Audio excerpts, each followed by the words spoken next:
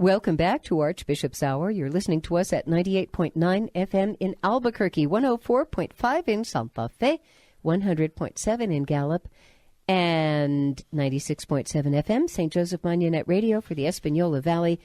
Today is very, very exciting. I'm thrilled to be here and have as my guest Father Jack Clark Robinson, OFM. Tell me your proper title with the Franciscans these days. My proper title is Minister Provincial. And the joke is minister comes first, provincial is an adjective that follows. And it is the province of Our Lady of Guadalupe? Correct. Order of Friars Minor. If we use a short form, what would you like to be called? Father Jack. Father Jack is good, Yeah. Thank you. Well, there's a story that I never used Clark in my name. I was faster than you can say Jack Robinson all the time I was growing up and so on.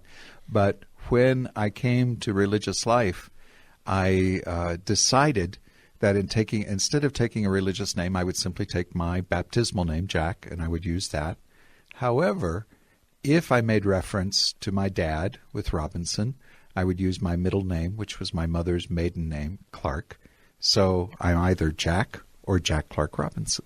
This is very exciting to have you here today. It's been a long time since the first and most recent time I was able to interview you, and that was several years ago, and it had to do with a wonderful conference up in Santa Fe regarding another Franciscan of New Mexico, and that was Fray Angelico Chavez, who many people will remember.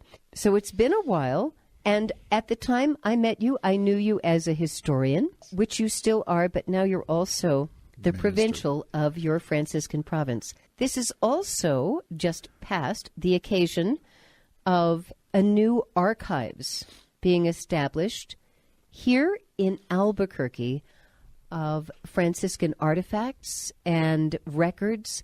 So we're going to hear more about what exactly is in this archives and congratulate you, by the way. Shall we start with how did the new archives facility for the Franciscan legacy come about?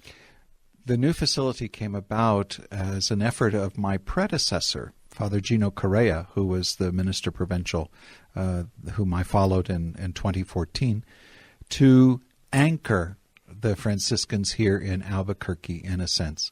We have a campus in the South Valley on Lakeview, the street just off Isleta, where we had our provincial headquarters, but that building had proved inadequate, and so a new provincial headquarters were built on the West Mesa, new offices, and a friary with that. But Father Gino wanted to do something a little bit more there at Lakeview. It was a wonderful opportunity, a wonderful property. So the first phase was the construction of a home for elderly friars who were still independent living, but retired elderly. And so we have a beautiful home for them with a beautiful chapel, and it's a gathering space for the friars. But then the second part of it was to construct a mini retreat house, a retreat, and along with that was actually converting the building that had been there as part of the provincial headquarters. Then also building the archive, an archive, a place to store the records of the province, the art and artifacts, the records and recordings, these things of the province. And so Father Gino proposed that to the provincial chapter in 2014, and we approved it as a province. We said, yes, we will make this commitment to build the retreat and the archive. And at the same time, they elected me as provincial. And I was a historian. And so one of the friars joked and said, that's the most transparent golden parachute I've ever heard. They just elected you provincial and you're building an archive. So it's in place. When I get to spend it full time there, come 2020, that's where I'm going to be. Where have the Franciscan artifacts and records come from, or where have they been kept previously, and what declares that the artifacts and records you have now in the archives are under the purview of this province as opposed to others? Okay. Well, you're making an offhand reference to the fact that there are 7 Franciscan provinces of OFMs here in the United States. And ours is the baby province. We were founded in 1985, officially established in January of 1985. And at that point, all of us who became founding members of the province here in New Mexico, the Navajo Reservation in Arizona, eventually a house in San Antonio, Texas, formation. But all of us had been members of a province headquartered in Cincinnati, Ohio. And so everything official prior to 1985 went through Cincinnati. Now, all of those official records would be kept here in the Southwest. When we began in 1985, we began in a little, the record keeping began in a little, basically a closet.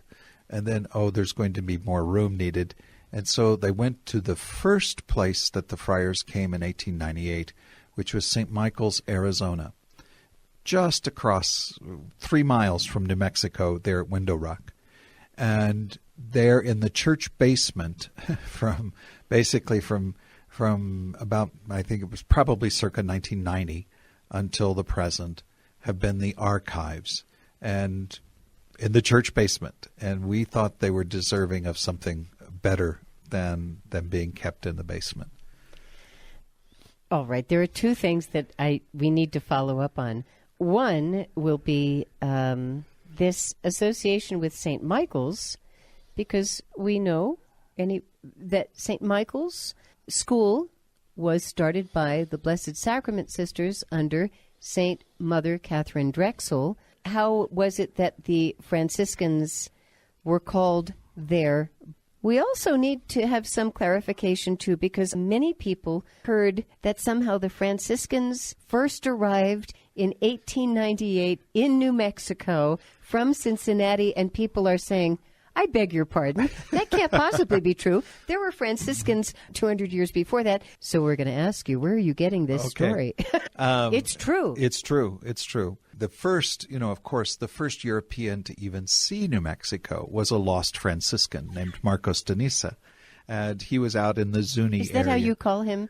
The lost Franciscan? He was a lost Franciscan. Well, he had been part of an expedition that had lost its way, and he had lost his way. I mean, they were all running around.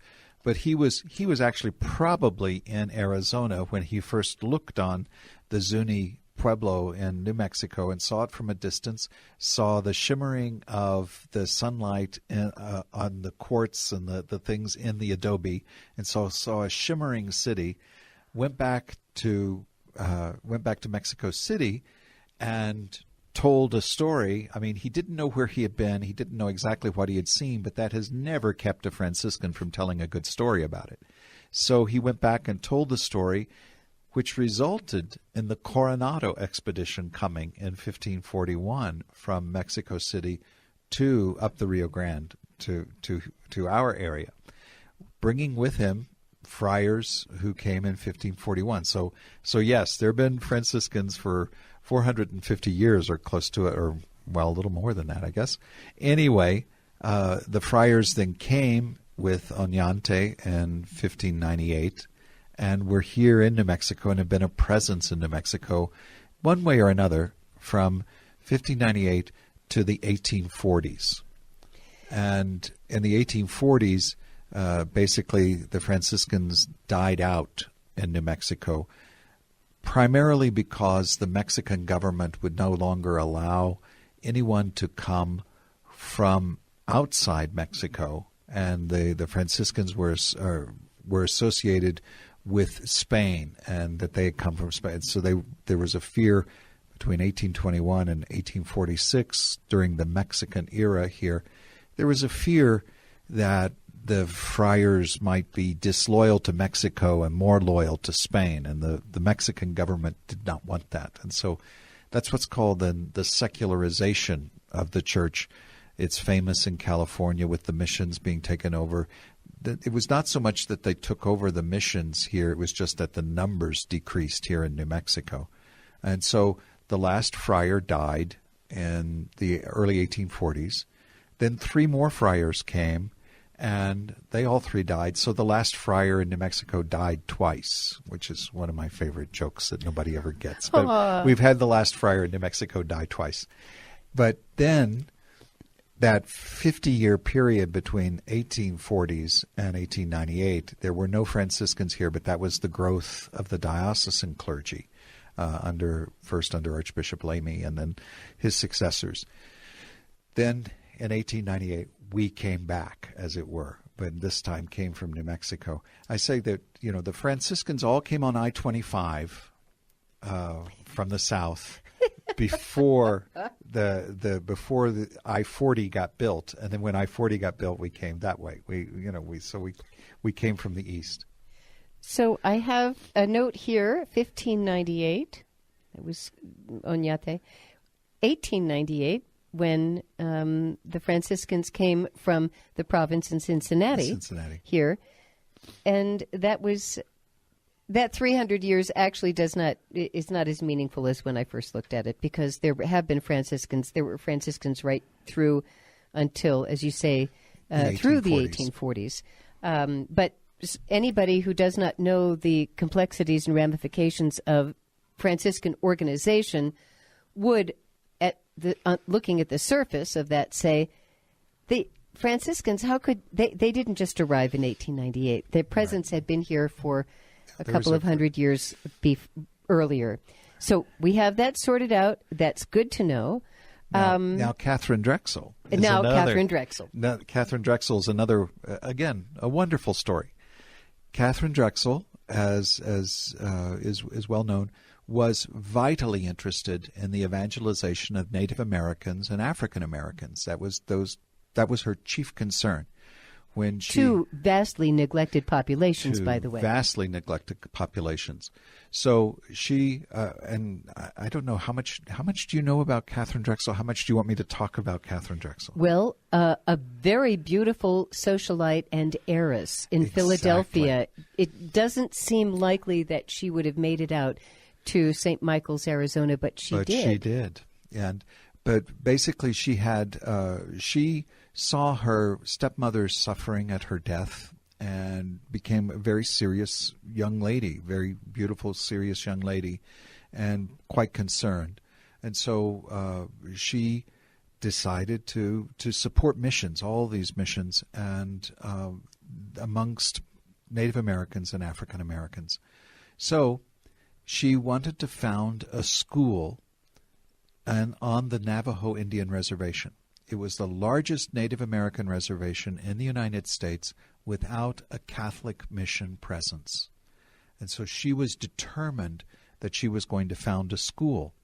And St. Michael's, if you look at it, is basically dead center of the Navajo Indian Reservation. She was going to found a school right there, but she did not want to found that school until she had male religious priests who could provide the Blessed Sacrament for her sisters of the Blessed Sacrament, who could be missionaries alongside the sisters.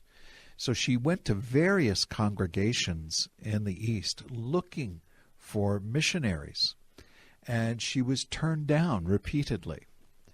They were busy about many other things.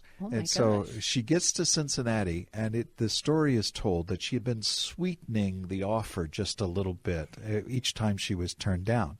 So she gets to those good German Franciscans in Cincinnati, and she tells them, I will buy the land, I will purchase a mission building, I will pay a stipend, I will help you in your work in all those ways. Plus, I have been told that because the Navajo have been around the Spanish and Mexicans for so long, they all speak Spanish, and the climate in Arizona is wonderful.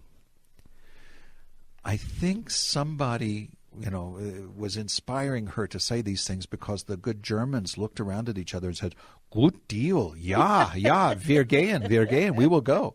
And so they came to St. Michael's, the first three in 1898. Well, Mother Catherine did exactly what she promised that she could do. She bought the land, she bought the mission, she paid a stipend, she did all of those things to support. but I think somebody may have told her a little story, because they didn't find a single Navajo who could speak a word of Spanish or English. And 3 months to the day after they arrived in October, it was 30 degrees below zero there at the 7,000 feet above sea level St. Michael's altitude. But the friars, and this will eventually come into our archive, the friars went to work trying to be missionaries, and so they found some people who were bilingual. Actually, they were the sons of a man who operated a trading post that had grown up there playing with the Navajo kids, and by this point young men, and so their father agreed, I would like to have them schooled. So the friars agreed to school them. In return, they started gathering words from them. They sat down with a dictionary. One began at A, the other began at Z, and they worked their way through the dictionary, getting as many Navajo words for the English words in the dictionary that they could. And that was the beginning of an ethnological dictionary that then Berard Hiley, one of the friars who came in 1900, turned into a monumental work, an ethnological dictionary of the Navajo language, the first ever attempt at something like that. And to do that, he had a linotype machine built with special characters so he could write the Navajo language. We have the linotype machine at St. Michael's. We have his works are now in the new archive, because we do have copies of his works that we kept out here instead of them all going to Cincinnati before this. So you have the linotype machine that was at St. Michael's in Cincinnati. In St. Michael's. It's still at St. Michael's. All right.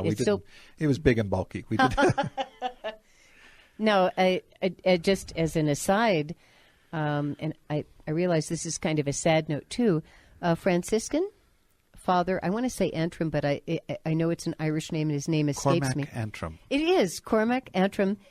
He was a Franciscan, Diocese of Gallup, who was fluent in Navajo, and Yes. he had a Navajo live radio show Yes. for many years. It's The only a sad story Padres in Hour. that, yes, and that he passed away just Yes. in the past several but the years. Padres Hour has not. He started the Padres Hour. I can always remember this. It was the 7th of May, 1957, so it was 5757. The 7th of May, 1957, he broadcast the first Padres Hour, and broadcast it. By the way, it was never an hour. It was always half an hour. But anyway, the Padres Hour. And he broadcast it. It went on eventually on KTNN, the Navajo Nation Clear Channel radio station, and it was all over the Navajo reservation. He produced that for decades. And when his health declined, Brother Maynard Shirley, one of our friars who is a native Navajo, who was born and raised on the reservation, but has been a Franciscan for over 25 years now. Anyway, he took over, and so the Padres Hour continues to this day. I'm so happy, because it was very sad to see on the Diocese of Gallup website and Voice of the Southwest that that Father had passed away. Someone who, it turns out that he wasn't the absolute pioneer in the Navajo language, because the dictionary had been done before that. Amazing work that has been really in the tradition of Franciscans. Certainly here in the Southwest, they have been pivotal in creating these great landmarks in the history of the culture of the American and Spanish Southwest. I wonder. I wonder if you'll give us an idea of what actually is in the archives here, because I'm thinking that you don't need a lot of space. Maybe you do, but you might not need a lot of space if the archives only holds things dating from 1985. Well, two things here. First, you'd be amazed at how fast we produce paperwork, but that's another idea is yes. What kind of things do go into an archives? We all think of maybe chalices and baptismal records, and those actually are a little bit very small part. Yeah. The way I put it is that what we have what we seek to have in our archives is the art and artifacts, the records and recordings of that arise from the attempt of the Franciscans to share the gospel with the people of the Southwest. Art and artifacts, records and recordings arising from that. So most of it was actually produced by us. A lot of it, though, was produced by others, commenting, writing, etc. So there's both material that the Franciscans themselves have produced and material that arises from it, so others as well. That art and artifacts, as we say, and record, it can include things like chalices, and it can include things like Navajo rugs that have been shared, Navajo rugs especially woven to commemorate different things. They just celebrated the 100th anniversary of the parish in Fort Defiance, Arizona, and so a special Navajo rug was created, to commemorate that, and different friars' anniversaries and things. People have done that, as well as Pueblo pottery. We, our work with the Pueblos. There's a good deal of Pueblo pottery and different kinds of art and artifacts. The records and recordings that are there are things that include all of the contracts. Well, when we had the dedication of the new archive on Friday, the 18th of March, one of the things that was brought forward, the architect brought forth a set of plans. Now, in one way, you think, well, a set of plans, that's kind of historic, but also we have the plans for all of the churches, all of the, the things on the Navajo reservation, all those places where we work, and that's a very practical thing of you keep the plans. But then the records are things like when the Provincial Council decides to assign a friar to a particular place, he gets a letter, and a copy of the letter goes into the archives. And all that, our provincial directories, the contracts we make for everything from construction to we have and it's unbelievable how important this is. We have recordings. We have videotape and audio tape, and like those radio programs of Father Cormac, we have 50 years or more of recordings that began on reel-to-reel recordings, but then eventually he did cassettes, and eventually, different things. But we've got all of those stored in the archive. We have the photography that was done by lots and lots of friars, took lots and lots of pictures. So we have, that. I interviewed, as a historian, I interviewed and recorded different, it's 100 2-hour videotapes of the friars in the Southwest. That's part of what we keep. So it's a window, it's a real window into the life of not simply the friars, but other people here in the Southwest, and our attempt to share the gospel with them. And so, it's a lot of, there's a lot of stuff there. We have 800 boxes coming from St. Michael's. You've just described what's going to be at home. In fact, I love this marvelous article in the Albuquerque Journal about the Franciscan Archives. It does mention that the archives is named a becoming place. Multiple meanings to that, a lovely place, but also a quote from St. Francis of Assisi. Yes. Now I'm going to throw a wrench in the works. Okay. For people who want to understand the history of Franciscans in this geographical place, and now we know that it goes back to the 1500s, where would they look for those records and archives? Because they might be misled if they thought they would all be in Albuquerque. Yes. Thank you. That's a very needed clarification. We do not have anything that relates to the colonial presence of the Franciscans here in New Mexico. We have basically our material would begin with 1898, and I'm not sure we actually have anything before 1905, 1910. But anyway, the colonial records would have gone to their provinces. I mean, like our records, our official records and the official documents and so on, prior to 1985, went to the province in Cincinnati, to the archives there. Same way, the colonial records would have gone to their provinces, that was Holy Gospel in Mexico City, Santo Evangelio. In Mexico City was the province that sent friars here during the colonial period. And so the colonial archival records would primarily be with Holy Gospel in Mexico City, and copies, probably a bunch of them in Spain. There's probably a bunch there. The colonial records that are in New Mexico, I must defer, are going to be in the archives of the Archdiocese of Santa Fe. They're not going to be with us. It must be something in the charism of the Franciscans, or something in this holy enchanted land of New Mexico that has to do with a Franciscan connection with archives and taking care of the records of the people and the faith. Because the first archivist for the Archdiocese of Santa Fe, and we're talking about the archives of the whole Archdiocese as opposed to parish records, which would include sacramental records and burial, marriages. The archives for an archdiocese dates back to Lemay. The church dates back longer. We do have an archives, and the first archivist was living in the 20th century. Please tell us about him and his Franciscan connection. All right. Well, he was a Franciscan. The first archivist of the Archdiocese of Santa Fe was Fray Angelico Chavez, who was born in Wagon Mound, New Mexico in 1913.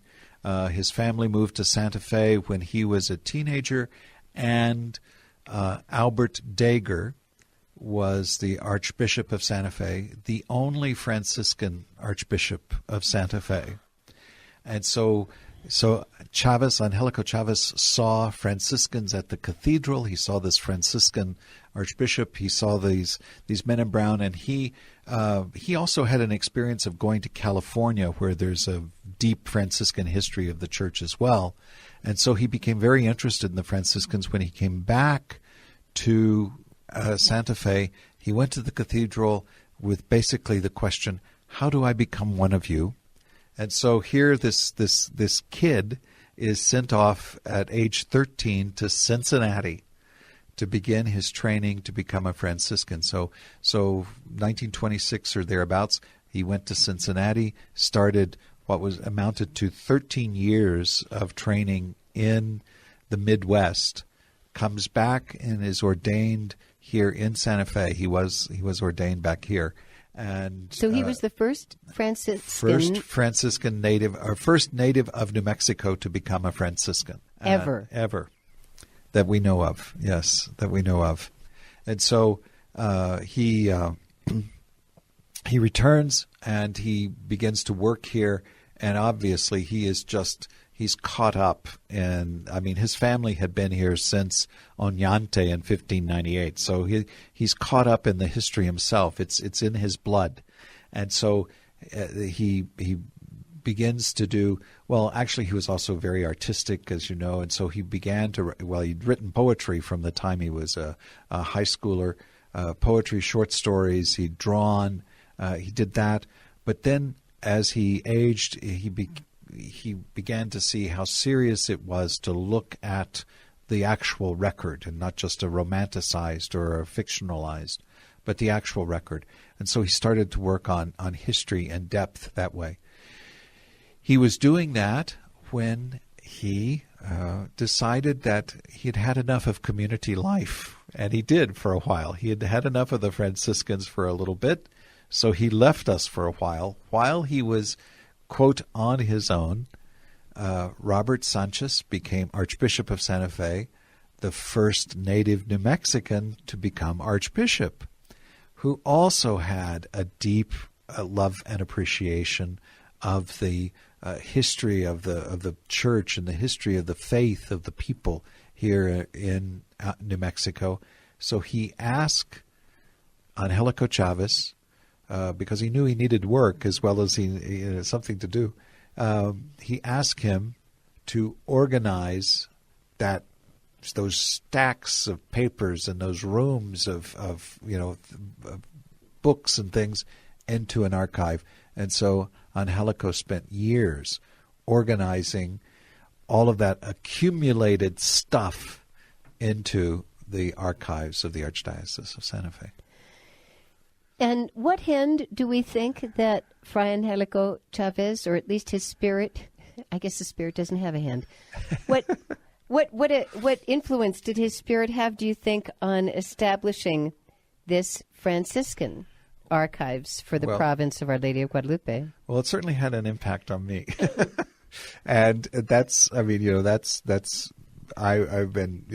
he's someone I met that I appreciated deeply. But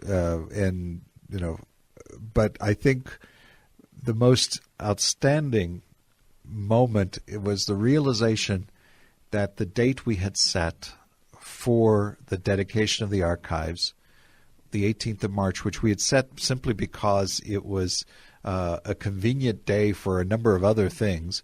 But anyway, we'd set that date and then realized it was the 20th anniversary of Angelico's death, that he had died on the 18th of March, 1996, and we dedicated the archives on the 18th of March, 2016.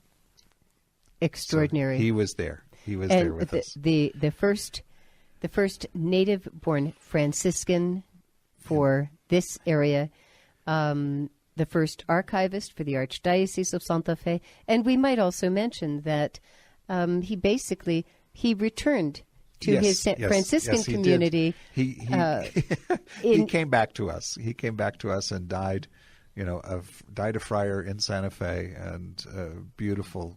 It was a beautiful return, and it was thanks to, I think, the outreach and the fraternity of the friars who were there at the cathedral in Santa Fe at the time, especially Father Crispin Butts, reached out to him, and so it was time for him to come home, and he came home and was with us.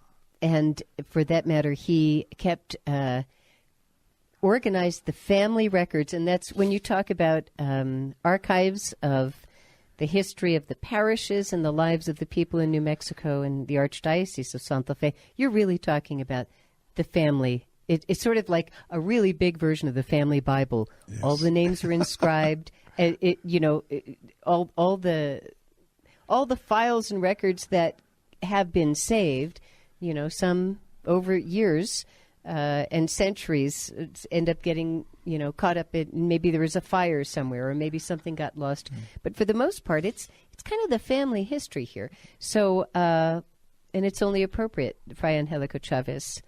Very appropriate. It really actually is quite moving. So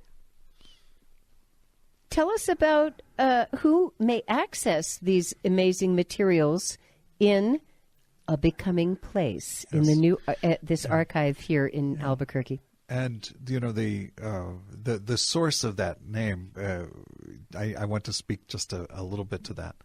Francis of Assisi himself was an amazing man of the 13th century, and as he was dying, within a month of his death, he wrote what is called his testament. Now, a testament in the Middle Ages had nothing to do with material goods. The medieval law and custom of who inherited, the laws of inheritance of material things, that was all covered. You didn't have any choice in that. You could not choose. It was set that the oldest son got this and the second, etc. But a testament, and they were common for significant figures in the Middle Ages, was here's the summation of my wisdom. Here's what I want to pass on to somebody as what I have learned in life. And so Francis of Assisi in his testament says that one of the important things is that when I come upon the words of the gospel in our Lord in unbecoming places, I wish that they be gathered together and kept in a becoming place. And so that's where a becoming place comes from, because the archive, it's not just that we are gathering that it's an appropriate place to gather those things, but it's also a place to become more who we are supposed to be. It's a becoming place, and that's actually the retreat. We have a second building that we have built there with the little mini retreat center. That is, I must say, because now you're asking who can access the archives, and by implication, who can use the retreat house there. It's not a public retreat house, and it's not a public facility, the archives. The archives are for serious researchers and someone with a serious interest. We have one wonderful woman working there, trying to organize all of this material that she keeps getting sent by the friars, and all this, when a friar dies, going through the materials that they leave behind, etc. So she has a full-time job just behind the scenes. So it's not like we have a staff that can, that can facilitate the public coming. So it's serious researchers, but it is open to researchers. Anyone doing serious research with regard to the Franciscans in the Southwest, with regard to the Church in the Southwest, that kind of thing. And the retreat is also going to have to be limited to Franciscan-related groups, because we don't have a retreat house staff or anything like that. It's just basically we have 6 bedrooms. That's what we've got, and a meeting room. And so that's a becoming place. But it is a place. I love it. It's really a 3-part play on the word becoming. We have a place that is appropriate for being the archive, holding these the great history. A place that is beautiful, as in she wore a becoming dress. It was beautiful, which is also appropriate. But also this concept of something in the process of being. That's what we learn from our history. I like to say that the study of history is always a conversation with those who have gone before us to places we've never been.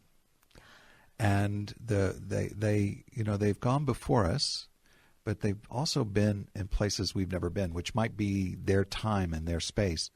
But it's a conversation with them. And good conversation means we don't know exactly where it's going to go. But if we listen to one another, it will enrich us both, or will enrich us all when we're engaged in conversation. And so the study of history as a conversation means I need to listen for voices that I might not have heard before.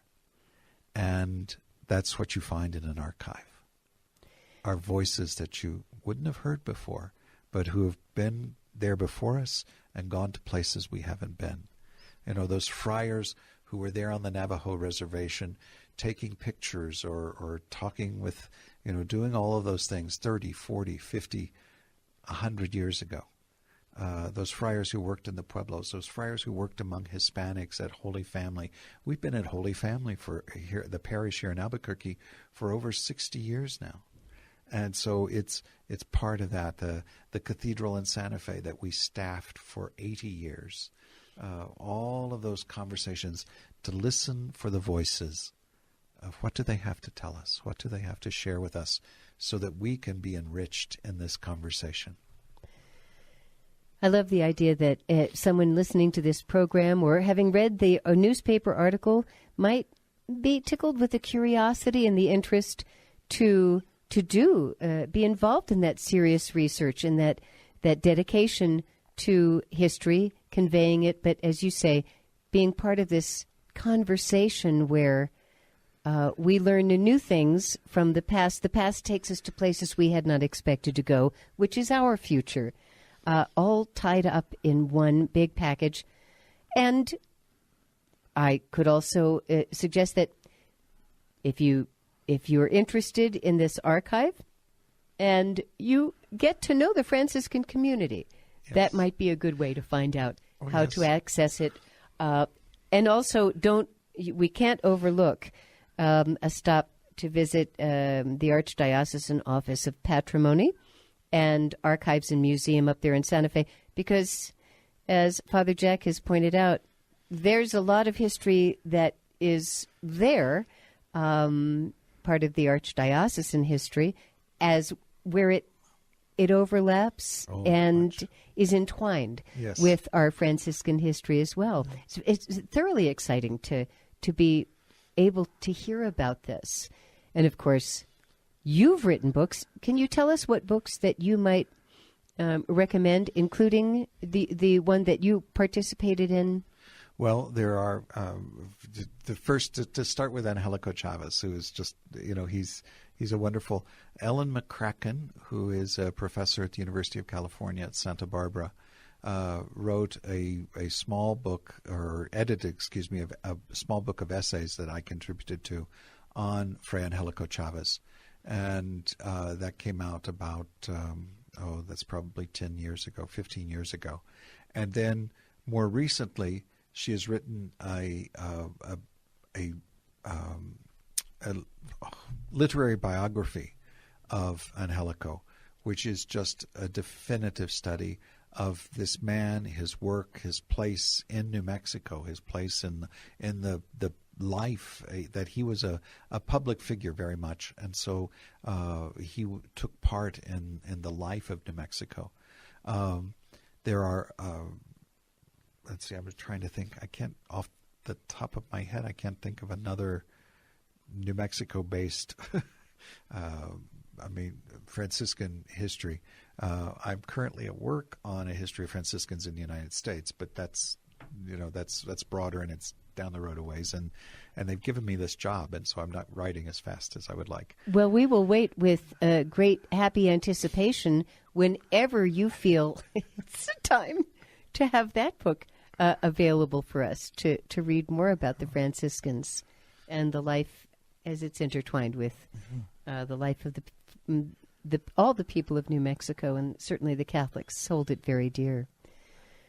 We're cruising into the home stretch of this show. I want to thank you so much for the generosity of your time and expertise in speaking with us today. Father Jack Clark Robinson is the Provincial Minister of the Province of Our Lady of Guadalupe, Franciscan Order of Friars Minor, here in Albuquerque. That's a translation of a Latin phrase, Ordines Fratris Minorum, which I've always thought actually it would be better if you said gang of little brothers.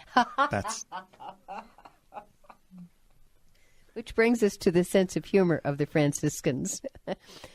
And we've been talking about this wonderful archives here in Albuquerque, Franciscan Archives, one of the now-to-be marvelous resources and assets of the area when we look at the incredibly rich, deep, and colorful history of the Archdiocese of Santa Fe, of the people of New Mexico, and of the Holy Friars bringing us the gospel since Francis started the whole shebang. Don't use that phrase outside of this show.